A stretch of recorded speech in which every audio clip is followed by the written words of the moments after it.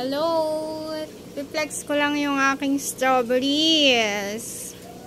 Ayan o, hindi pa nagpo-provide ng runners. Naghahanap ako ng runners kasi nga ikatatanim ko sa hydroponics. Kaya lang ito, wala pa siyang mga runners kaya hindi ko pa siya magupit. Ito, pwede na. Mas lalong ito, pwede na rin. Marami pa yan guys, bunga. Ayan. Sorry, kararating ko lang. Ngayon ko lang siya na-flex kasi nga wala siyang bunga before. Ngayon may bunga na siya.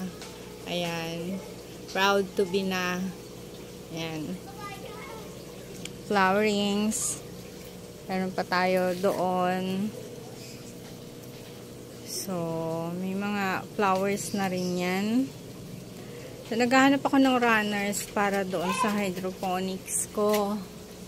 Ayan. Yung runners, guys, yun yung tumutubo dito na pumapaganyan. Tapos, yun yung kinakat. Tapos, tatanim mo ulit sa ganito. Yung runners, kailangan ko para sa hydroponics. Kasi nga, pag napitas ko na yung mga repolyo ko doon, yun yung ipapalit ko. Yan. Sige, tingnan nyo lang yung aking strawberry. Ang variety, San Andreas. Meron akong tatlong variety, guys. Isang Angel 8. Angel 8, yun yung white strawberry. Yung bunga niya, white. Super tamis. Pero, hindi pa ako nakakapagpabunga. Wala pang bunga siya. Ito ay San Andreas.